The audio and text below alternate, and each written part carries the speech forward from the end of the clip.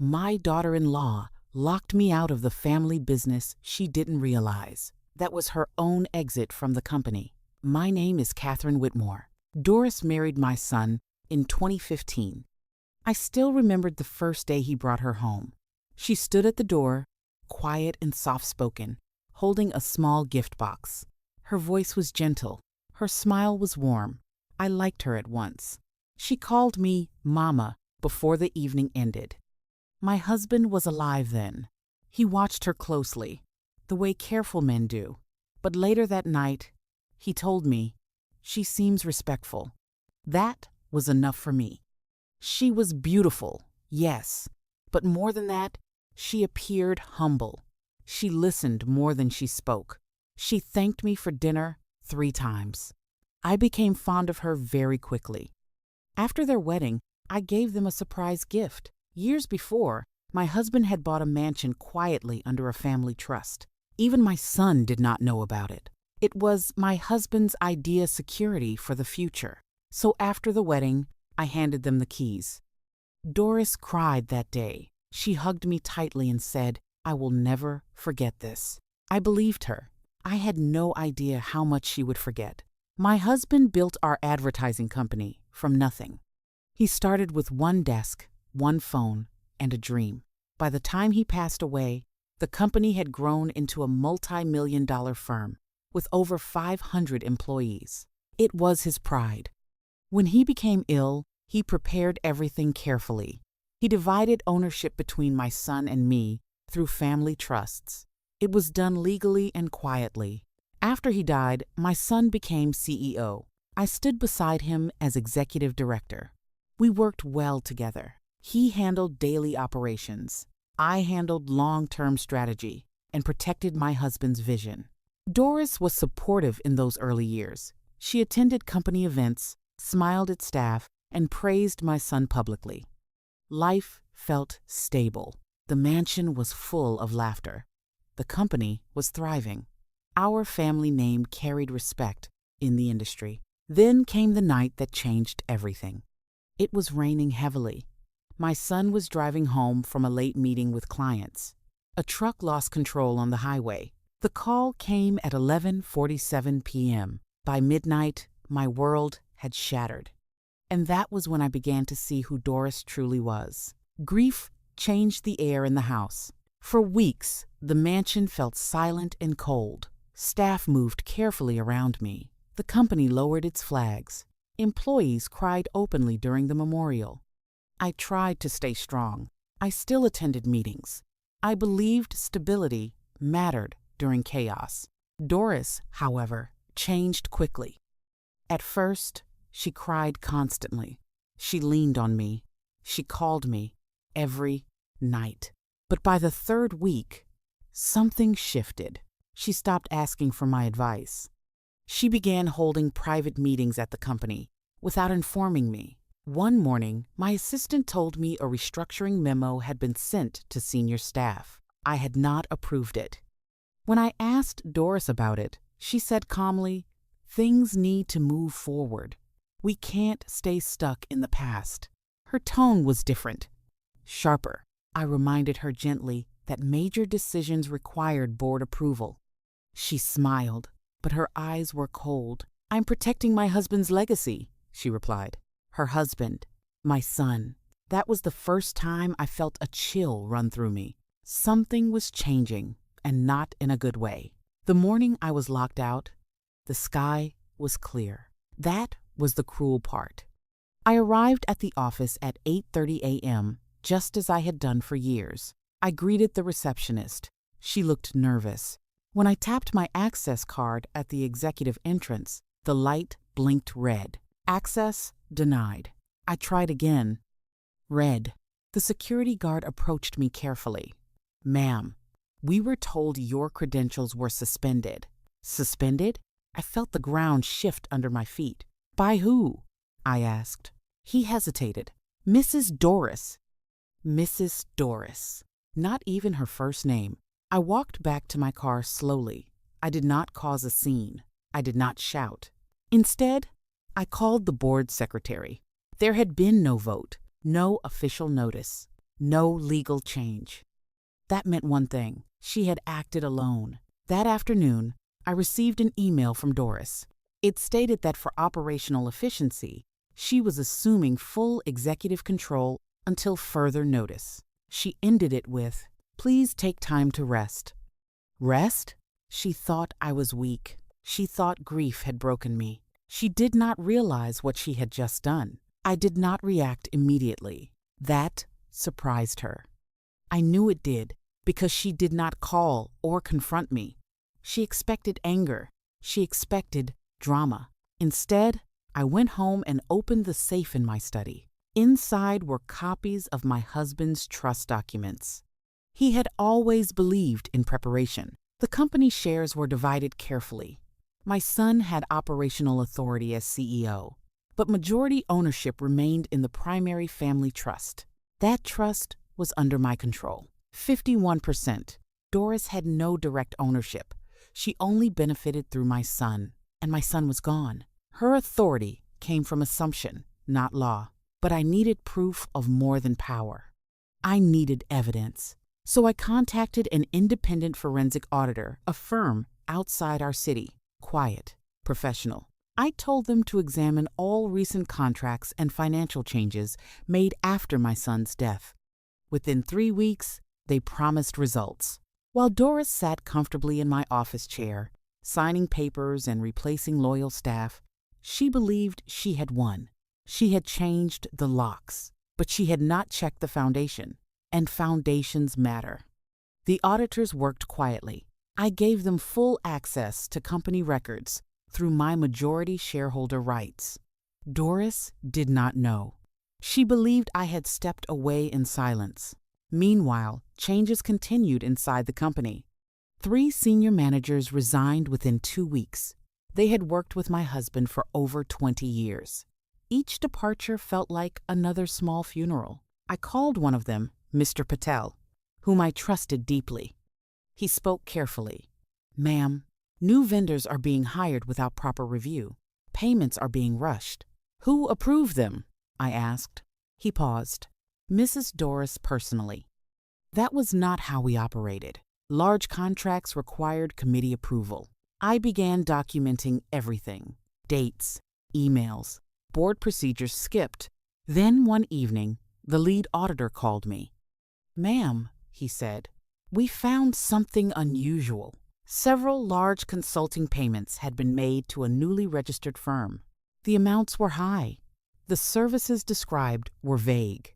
I asked for the name of the company. When he told me, I felt my pulse slow. The consulting firm was registered under her brother's name, and that was only the beginning. I did not confront Doris. Not yet.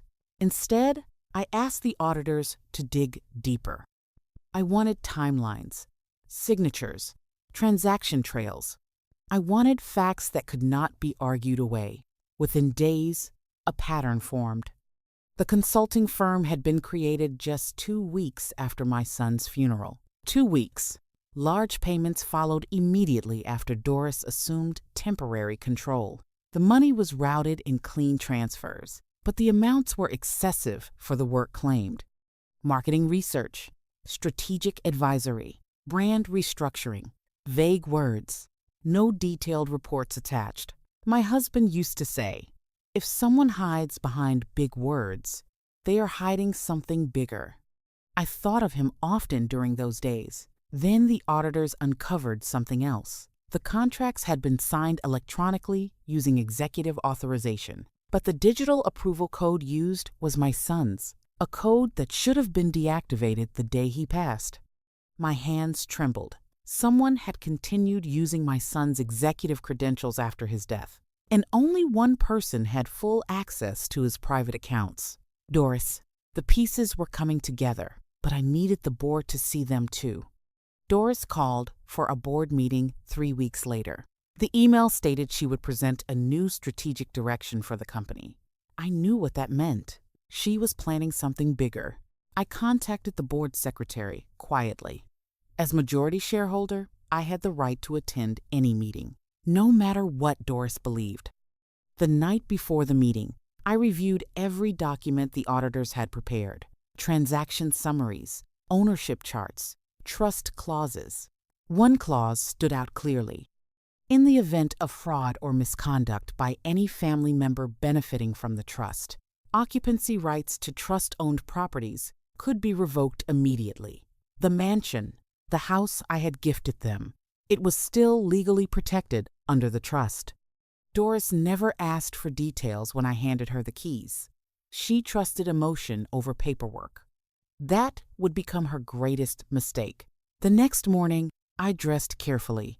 Not in black, not in mourning colors, in white. When I entered the boardroom, conversation stopped. Doris stood at the front, confident and smiling. Then she saw me. Her smile faded, and the real meeting began. "You cannot be here," Doris said softly, trying to stay composed. I walked to my usual seat at the head of the table. "I can," I replied calmly, "and I will." The board members looked confused. Some shifted uncomfortably. They had been told. I stepped away. Doris cleared her throat. "As acting CEO, I have made necessary changes for growth." "Acting?" I asked. "Who appointed you?" Silence filled the room. I placed a folder on the table. Inside was the official shareholder registry. "I hold 51% of this company," I said. "Operational roles do not override ownership." Several board members leaned forward. Doris's face tightened. "This is unnecessary drama." "No," I answered quietly. "What's unnecessary is unauthorized payments to shell companies." I slid the audit report across the table. The pages detailed the consulting firm, the financial transfers, the dates, the digital code misuse. One board member whispered, "This is serious." Doris's voice rose slightly. "These were strategic partnerships." "Under your brother's name?" I asked. The room fell silent again. For the first time, I saw fear in her eyes, but I was not finished. The board requested a short recess. Doris pulled me aside in the hallway. "You're embarrassing the family," she whispered sharply. "No," I replied. "You did that." She tried another approach. "We can settle this, privately." There it was. Fear wrapped in pride. "You used my son's executive code after his death," I said quietly. "That is not private. That is fraud." Her face went pale. "It was temporary," she insisted. "I had to move fast.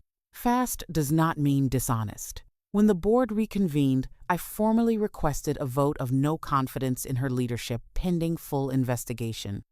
The evidence was clear. The audit firm was reputable.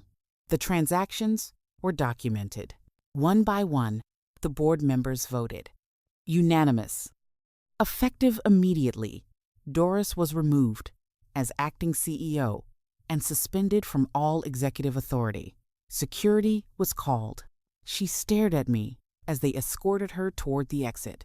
"You'll regret this," she said. I met her eyes calmly. "No," I answered, "you will." But the story was far from over, because losing her title was only the beginning of what she was about to lose.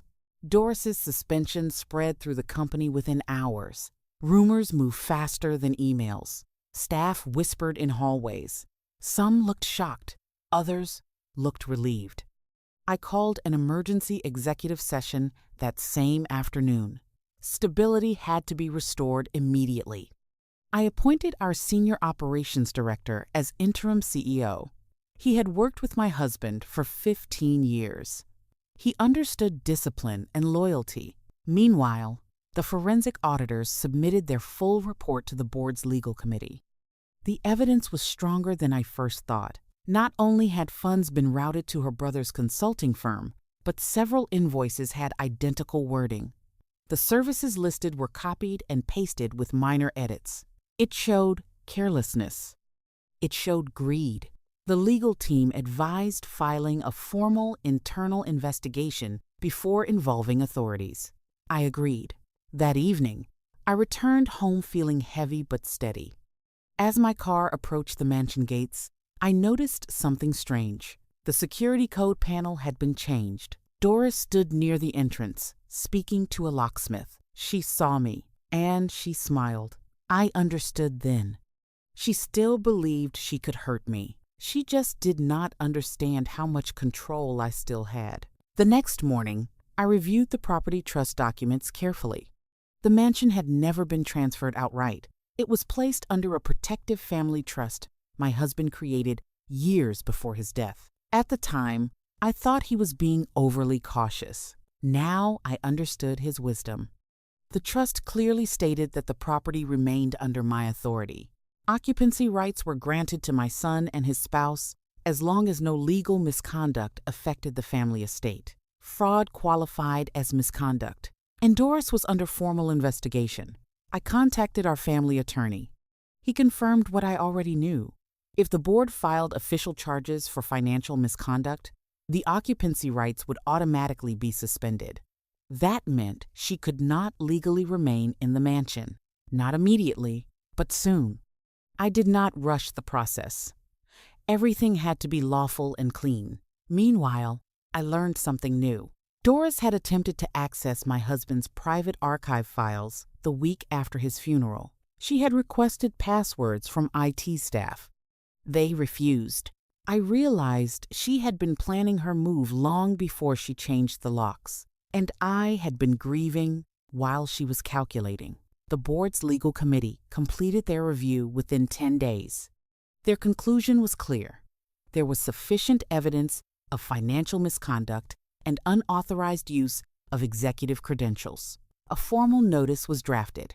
Doris was required to attend a disciplinary hearing. When she arrived, she appeared composed, but her eyes betrayed tension. Her brother did not attend. Her lawyer argued that the consulting payments were forward-thinking investments. I listened patiently. Then the auditors presented their timeline. Company formed 2 weeks after my son's death. First payment processed 3 days later. Digital authorization, using my son's expired executive code. That detail changed the room. The misuse of credentials was a serious violation. The committee recommended escalating the matter to external regulators. The vote passed. As Doris left the hearing, she glared at me. "You're destroying everything," she said. "No," I replied calmly. "I'm protecting it." That evening, official letters were filed, and with that filing, the trust clause regarding the mansion became active. The next step was no longer emotional. It was legal. I waited until the paperwork was fully processed. Once regulators confirmed receipt of the complaint, our family attorney initiated the trust enforcement clause. A formal notice was delivered to Doris. Occupancy rights revoked due to pending legal misconduct investigation. She had 72 hours to vacate the property. When she received the letter, she called me immediately. "You can't do this," she shouted over the phone. "I can," I answered calmly. "It was always in the trust. You gave us that house. I gave you the right to live there under trust protection, not ownership." There was silence on the other end. For the first time, she sounded uncertain. "You planned this," she whispered. "No," I replied. "Your actions planned this." 72 hours later, moving trucks stood outside the mansion gates. Security supervised the process professionally. No drama, no raised voices. I watched from a distance. The same gates she once locked against me now closed behind her. This time, legally. But the final consequences were still coming, because regulators had begun their own investigation. And they were far less patient than I was. The external investigation moved quickly. Financial regulators requested full transaction histories. Banks cooperated. Digital trails were examined carefully. Within weeks, the findings confirmed internal conclusions.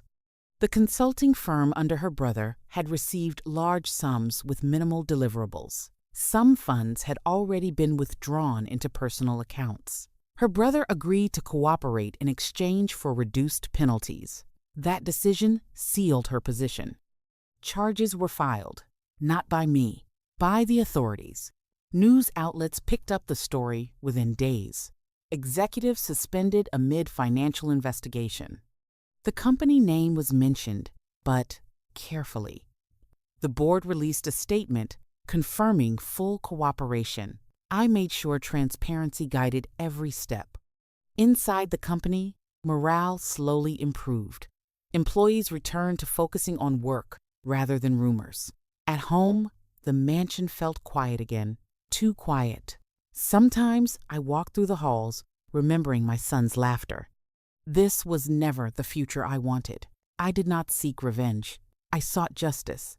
But justice, when done properly, can feel like revenge to those who are guilty. And Doris was now facing the full weight of hers.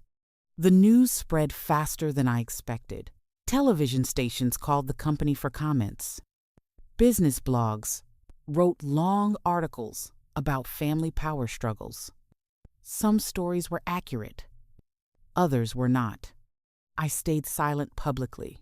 The board appointed a media spokesperson to handle all questions.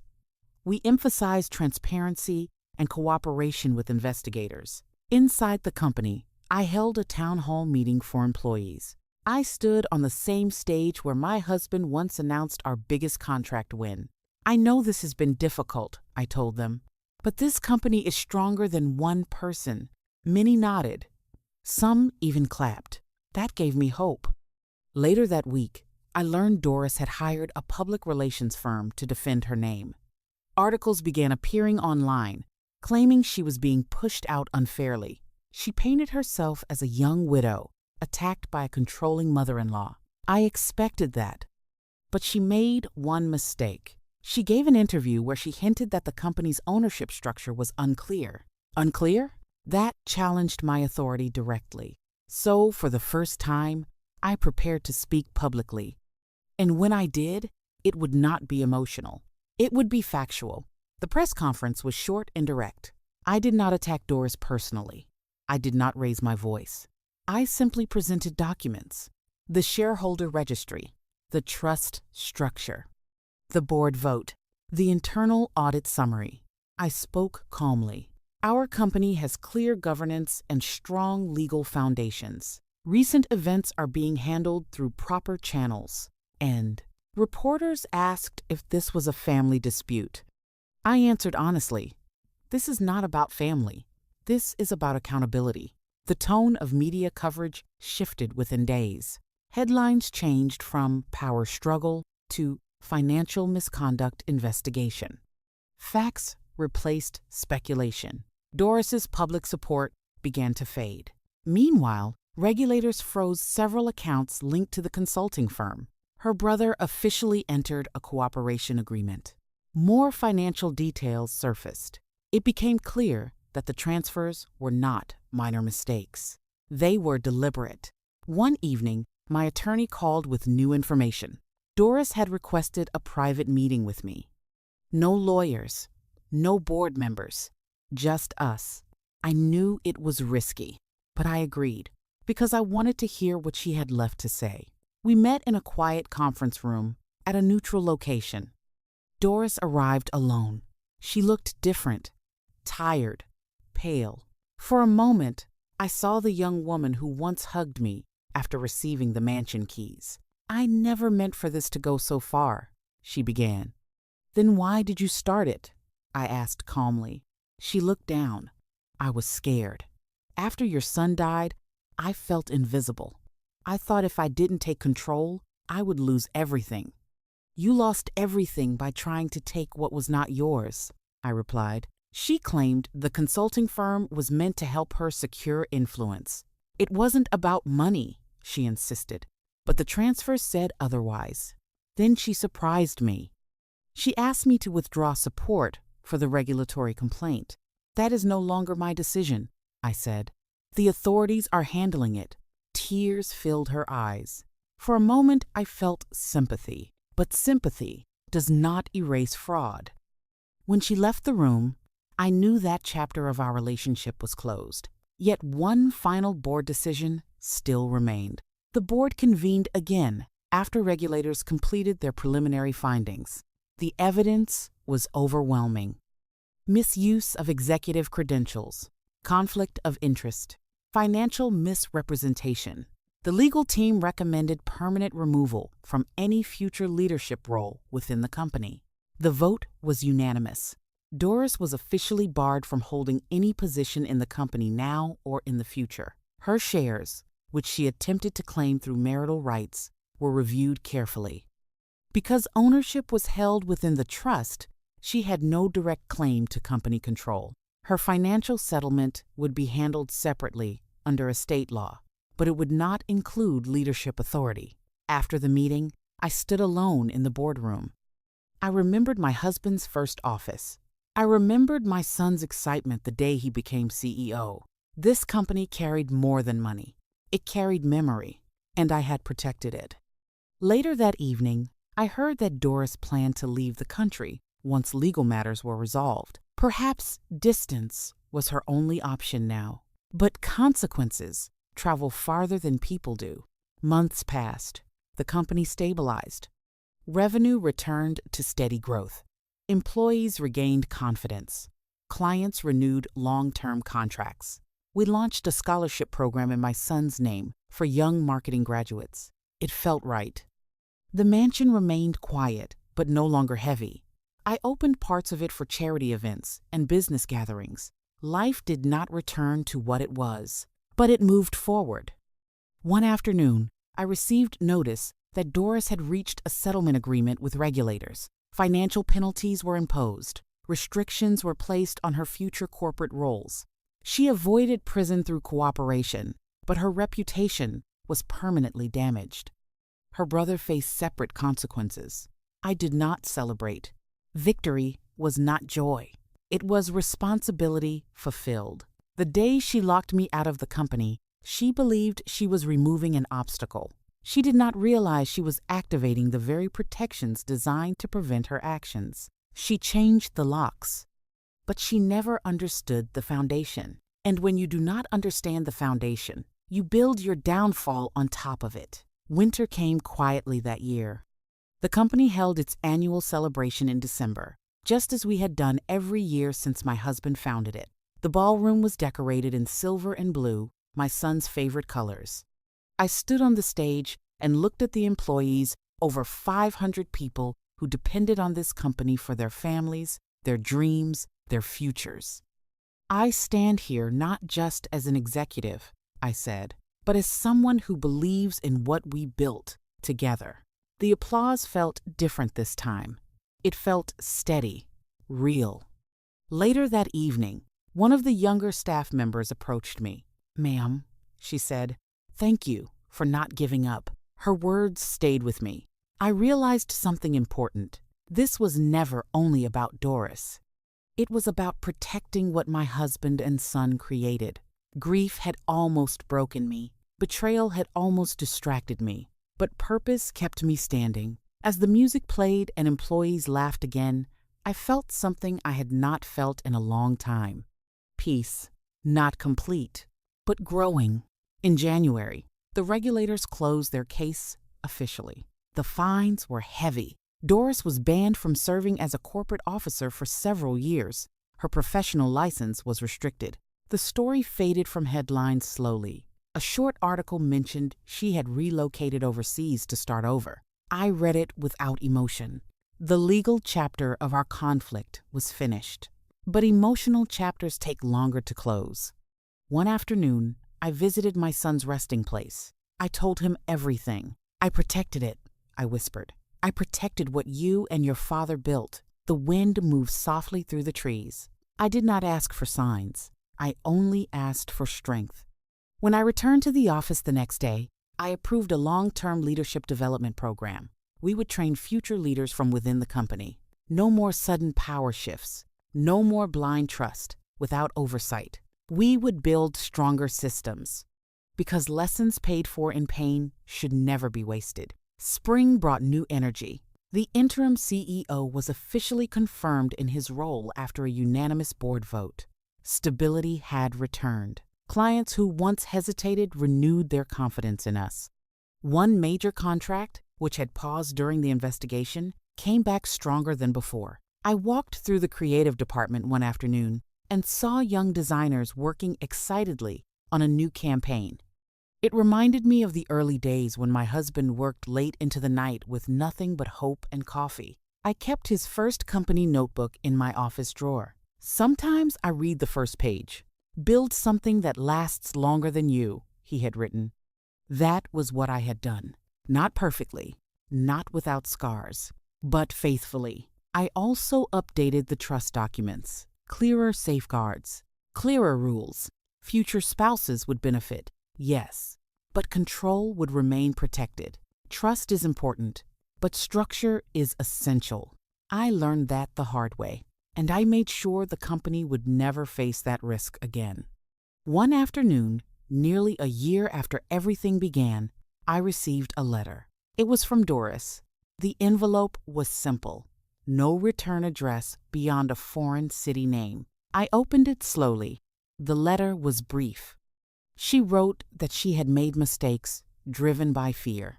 She admitted she let ambition and insecurity guide her choices after my son's death. She did not ask for money. She did not ask for forgiveness. She only wrote, "I understand now what I destroyed." I read that sentence twice. For a long time, I stared out the window. I thought about the young woman who once called me Mama. I thought about the day she cried when I gave her the mansion keys. People are complicated. Grief changes them. Fear changes them even more. I folded the letter and placed it in a drawer. I did not respond. Some conversations do not need continuation. Closure does not always require contact. Sometimes understanding is enough. It has been 2 years since the morning my access card blinked red. 2 years since I stood outside the building my husband built and felt shut out. If someone had told me that day how everything would unfold, I might not have believed them. But foundations matter. My husband built strong ones. And when the storm came, those foundations held. The company now thrives stronger than before. The scholarship program has already supported dozens of students. My son's name continues forward, not in scandal, but in opportunity. As for me, I no longer walk into the office every day. I mentor, I advise, I watch carefully. Leadership is not about holding power tightly. It is about protecting it wisely. The day Doris locked me out, she believed she was ending my influence. She did not realize she was activating the very system designed to remove her. She changed the locks, but she never checked the ownership. And in trying to push me out of the family business, she quietly signed her own exit from it. Thank you for watching. Please like, share, and subscribe to my channel.